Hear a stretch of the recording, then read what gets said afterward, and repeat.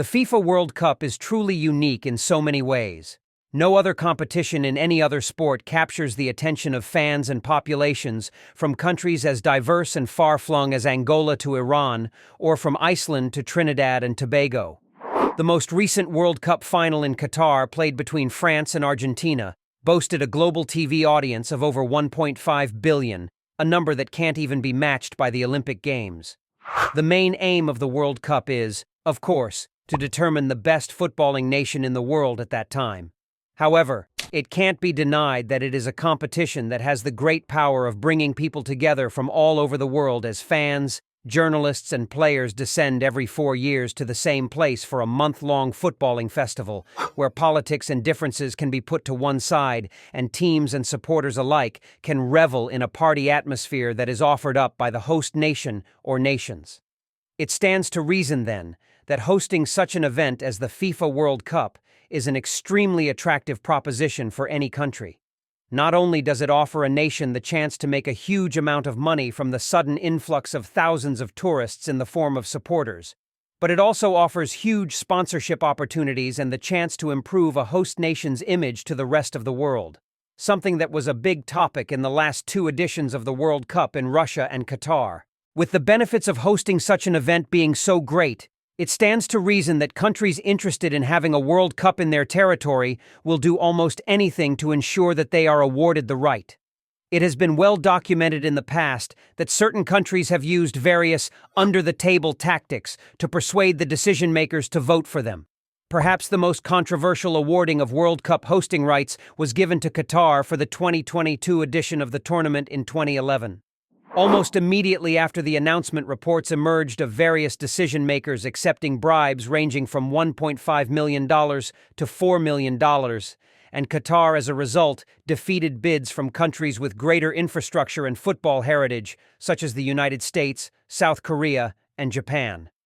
This naturally left a sour taste in the mouth of many football purists worldwide, and, recently, history seems to have repeated itself with the Kingdom of Saudi Arabia being awarded the right to host the 2034 edition of the FIFA World Cup.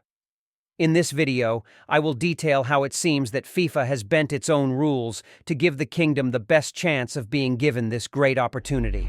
To understand why FIFA has again awarded the World Cup to Saudi Arabia, a country with relatively little in terms of football history or heritage, and a far from suitable climate to host what is traditionally a summer tournament, we must first of all look at the bidding process for the 2026 and 2030 World Cups. As of 2016, FIFA rules state that no one confederation or continent can host 2 World Cups within 12 years, or 2 editions, of each other. So, when FIFA awarded the 2026 World Cup to a joint bid from the USA, Canada, and Mexico ahead of a bid from Morocco, North America was excluded from consideration for the 2030 and 2034 World Cups. Incredibly, Morocco had at this point bid on 5 occasions to host the World Cup and lost every single time. Morocco, an African nation, had, then, plenty of motivation to bid again for the tournament hosting rights at a later time. The 2030 World Cup bidding process began initially with 2 bids standing out above the rest, namely a bid from the United Kingdom and Ireland and one from Argentina, Paraguay, and Uruguay. The South American bid was seen as being particularly strong because 2030 will mark the 100th anniversary of FIFA's first ever World Cup, which was hosted in Uruguay in 1930. While the UK and Ireland's bid was equally well considered because of the region's great love of the sport, top-level infrastructure, and beneficial geographical location. Morocco, too, put their hat into the ring, but were clear from the start that they were looking for potential bidding partners to strengthen their cause. Due to FIFA's rules, Saudi Arabia and the whole of the Asian Confederation were barred from bidding for this World Cup due to the 2022 edition being held in Qatar. But it has since come to light that secret meetings were held between the head of FIFA, Gianni Infantino, and Saudi Arabian leaders to try to push through a bid in which Saudi Arabia would potentially bid for the tournament with a country from another confederation. Potential co-bidders were named as Egypt, Greece, or Italy. Infantino also suggested that FIFA's own rules for bidding could be changed in order to accommodate a Saudi bid.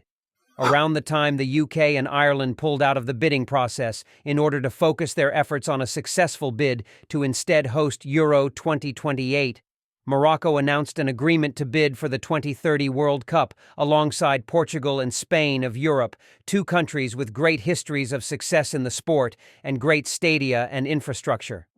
Meanwhile, Saudi Arabia had managed to reach an initial agreement with Greece on an eventual bid after FIFA boss Gianni Infantino held secret meetings with Greek leaders on the side of a UN summit.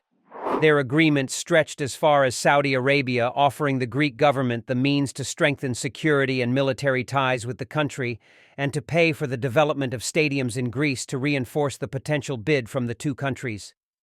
The whisperings of a potential agreement between the nations were, however, met with much controversy by both UEFA and the general population in Greece, who objected to hosting Saudi Arabia on account of the country's poor human rights record and further accusations of sportswashing, a term used to describe a nation's attempts at improving their reputation around the world by hosting significant sporting events. Ultimately, Saudi Arabia decided that the rival bid from Portugal, Spain, and Morocco would be too strong and so decided to turn its focus to a solo bid for 2034. The proposed Saudi-Greek bid failing to materialize meant that FIFA awarded the 2030 World Cup to Spain, Portugal, and Morocco. This meant that Europe and Africa would be eliminated from being considered for any World Cup up to the 2042 edition as per FIFA's own rotation rules.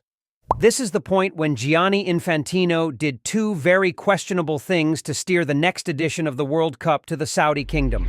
The first involved the seemingly failed South American bid for the 2030 World Cup from Argentina, Uruguay, and Paraguay. Normally, when a strong bid such as this fails to secure the hosting rights, the organizers will just bid again for the next edition of the World Cup, providing it still complies with FIFA's rotation rules. However, on the same day, it was announced that Spain, Portugal, and Morocco would host 2030. It was revealed by FIFA that Argentina, Paraguay, and Uruguay would each host one anniversary match in 2030 to commemorate 100 years since Uruguay hosted the World Cup in 1930. This unprecedented move meant that South America would technically be considered co-hosts of the 2030 tournament, now eliminating them as well as North America, Europe, and Africa from hosting in 2034. So the only continent left able to host the 2034 World Cup was, you guessed it, Asia. Now, there are several countries capable of hosting World Cups in Asia that have even hosted the tournament before, or at least shown an interest in doing so. South Korea and Japan spring to mind again, as do China, Indonesia, India, and Australia. So in order to give Saudi Arabia the best chance of securing the World Cup, Gianni Infantino had to do something else unprecedented.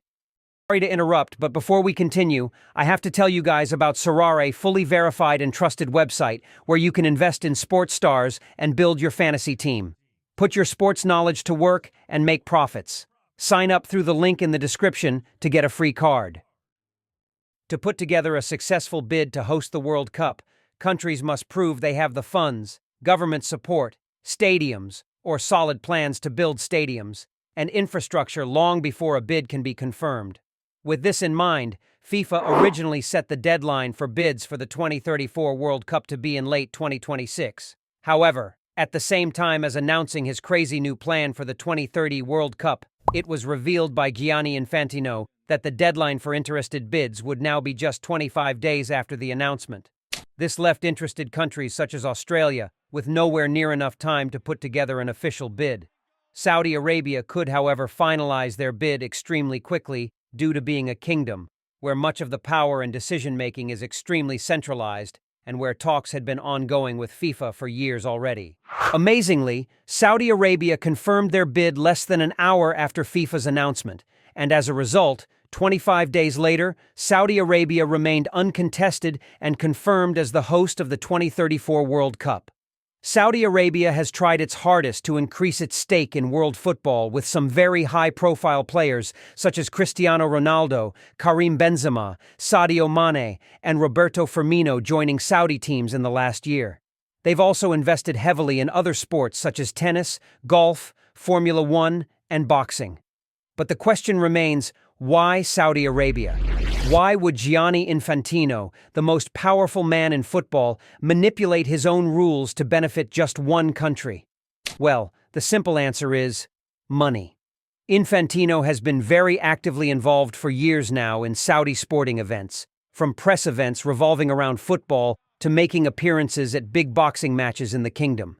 He also infamously pushed various ideas that would change the landscape of football, such as his idea for the World Cup to take place every 2 years instead of every 4, an idea supported financially and politically only by Saudi Arabia, and for various other new tournaments which, you guessed it, would be funded by Saudi Arabia. It looks like Infantino wants to leave his mark on the world of football, which is kind of understandable for a man in his position, but to do that, he needs money, which is something that the Kingdom of Saudi Arabia seems to have a bottomless supply of. Who knows, maybe Saudi Arabia will host a World Cup better than any we have seen before. Maybe Saudi Arabia will develop its players to become the best in Asia or some of the best in the world. But let me know what you think in the comment section. Do you think it will be good to have a World Cup in Saudi Arabia? What do you think about how they were given the hosting rights?